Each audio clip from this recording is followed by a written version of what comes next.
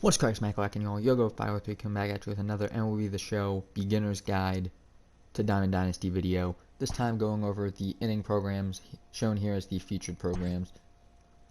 In MLB The Show 20 and 19, these work practically the same. We know a small change is coming for 21 that we'll get into in a moment. You see here we had 9 normal innings for how the game usually works, where there's 3 bosses, some lower cards, some packs along the way. The 10th inning, they gave us a single player, 1 boss, Ken Griffey Jr. In the 11th, they just said, the game's pretty much over. You can get all the cards you might have missed. I'm going to explain all of this through the first inning because I believe it'll be the closest to what to expect at the beginning of MLB The Show 21. So, at the start of the year, the cards start out at a low overall, because otherwise the game gets to everyone hitting with all 99 stacked out teams right away. On the left here, it shows you all the different things you can progress. It looks very similar to the player programs and the player of the month programs, and that's on purpose. It's supposed to look similar, but it's a little different. Right above where my icon is on the left side of the screen, where it says that little P with a star, that's program stars, 1,000 of 1,000 earned. That's because I got every single reward possible. I was playing the game a lot when it first came out last year, and throughout most of the year I was playing a lot, but especially at this point. And you earn stars just by playing the game, and that probably will not change in MLB The Show 21. But you will earn progress in the innings by playing any mode in the game. You can play Road to the Show, you can play Franchise, you can play online with a normal MLB team, and you will still earn some sort of stars in some way. But then they throw in things like these over here to earn bonus stars, I should say. Showdown, you beat the first inning showdown, you got 70. You do these specific missions, 10 games in ranked seasons, win 10 online games in those modes, 15 each. Online hits with prospects or live series players is 15. Tally home runs with All-Star Flashback Curtis Granderson. Tally strikeouts with All-Star Legend Kerry Wood. The reason these 2 cards are specifically listed out is because they were the players you earned from moments for the inning. And there they are right there. All-Star Granderson, All-Star Kerry Wood. They're 2 cards right there. By getting the cards, you get 20, and then you have an option to do a mission with them for 10 additional points. Another way to get points was by beating the first in Conquest, you got 30. And this was a different player program. This was Amir Garrett. He won the first players tournament they did, so they gave him a card for the first inning. Without an MLB season, they wanted to fill the void a little bit, and Amir Garrett won the tournament, so he got a 85 overall. And you got 16 program stars by doing all the moments for him. So as you go on, it looks kind of like the XP reward path on the right here, where as you get program stars, you get more rewards. At 150, typically halfway to the big reward, you got this henchman pack with the lower cards. It's lower cards. They're gold. They started the year at gold, and by the end of the year, they were up to 99s, but not the most desirable 99s. You get Stadium Sound, a Baskin, some packs, and here are your inning boss. Every inning had 3 individual bosses. There's been 1 instance of a player being used in back-to-back years in the past 2 years, and that was Ken Griffey Jr. Besides that, no player has been repeated 2 straight years. And as you can see here, you have Todd Helton, 91 overall. I used this card in 80 games.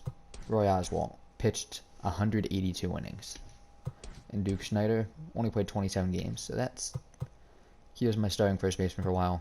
He was one of my best pitchers for a long time, and he was in my outfield. Specifically this card, since he was a lot better against righties and lefties, he worked as a bench bat a lot, because it's hard to trust 63-55 against lefties. But as you can see, like I said, 35 at bats versus righties, 5 against lefties. And can I find the batting average? I actually hit better against lefties with this card. Go get it. Go figure. So the way this works is you get one of these cards.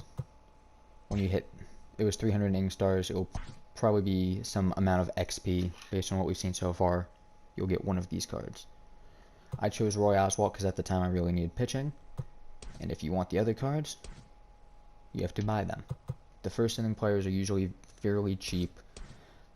A lot of people are playing the game at the start of the year, which makes them easier to acquire. I ended up with all three. I used all three. I used all three, or at least acquired all three in every one of these programs. And in the first inning specifically, there's one special collection right here, the first inning collection. Your 7 pre-order dinos from last year. If you pre-ordered the game, the $80 version you got one of these, the $100 version you got two. It's the same next year but with different cards. You had to collect all 7 this year and it got you 75 program stars. I did this way after the fact because I didn't even notice that collection was there at the beginning of the year.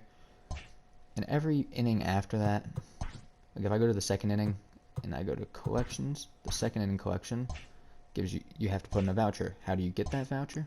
Let me show you here in collections. Scroll all the way back to the first inning.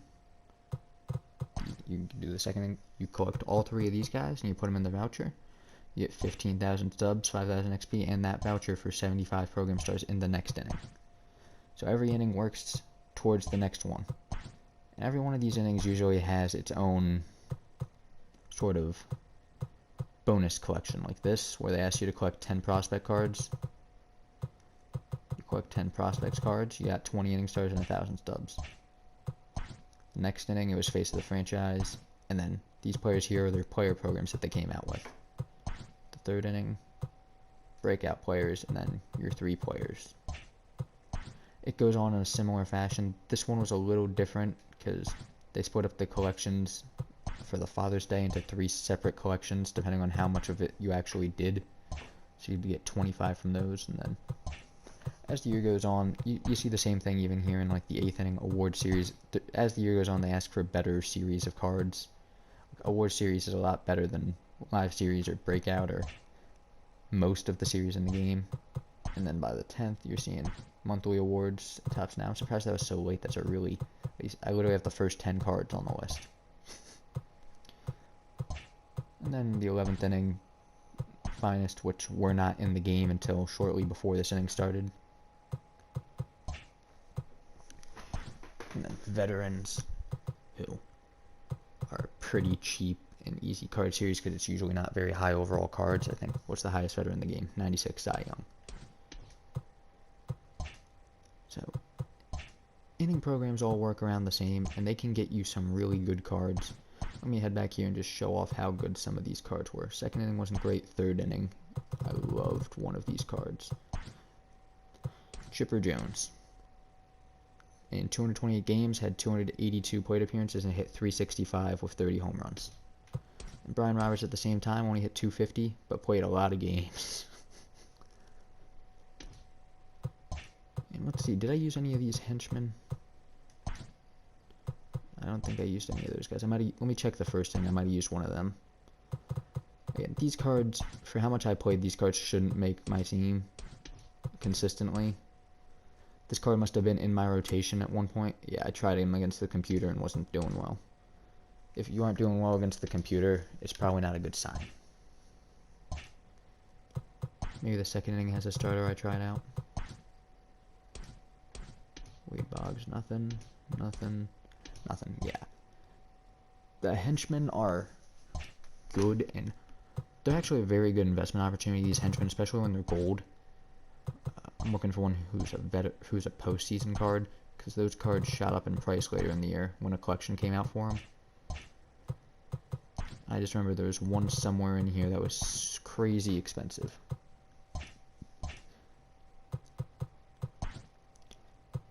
If it's not in this one, we'll just move on. But yeah, it's not in here, so I'm just going to move on from that point. But it's not a bad idea to have these cards, especially when they're gold in the first few innings. It's not a bad idea to have all 3 of them, because at the end of the inning programs, these cards are dirt cheap from all the people just selling off to get ready for the next inning or to finish the voucher before the new inning comes out. And it makes it really easy for them to go up in price when the new inning starts. Because once the new inning starts, these cards are a lot harder to obtain. Almost impossible, actually. And when a card's hard to get, it makes its price better even if the card isn't that good. Earlier in the year, there were a couple of gold cards that sold for 30,000 stubs, which is the max a gold card can sell for. And some of these cards are can get amazingly good in here. Mariano Rivera, one of my favorite closers, David Ortiz, my current first baseman, and Larry Walker, who I've used a lot. If you're ever seeing my stats and wondering why I have so few plate appearances and at-bats per game, I play a lot of event games, which are typically 3 or 6 innings, because they can be a really good stub-making method. But into the 6th inning, another card. I still use Greg Maddux in my rotation. Actually, looking at the stats, I might want to stop doing that, but I always think I'm pitching well with them. 7th inning, I wasn't a fan of. 8th inning, where's Jimmy Fox? Here. Jimmy Fox, Ernest Wagner, and Kenley Jansen. He plays second base for me. He's one of my relievers, and he plays third base. This entire inning program is in my starting team. Jimmy Fox is hitting 300. Ernest Wagner's hitting 340. Kenley Jansen ain't doing great right now, but it's hard for me to find a reliever I like. So, I think I've gone over most I want to. Please make sure to come back later tonight. Watch our pack opening, 100 packs a day until MLB The Show 21. A few more nights, and then the final night before the game drops, I will be doing a stream playing not only my last game of the year, but also opening any packs I can afford. You may have noticed my stub count is way up.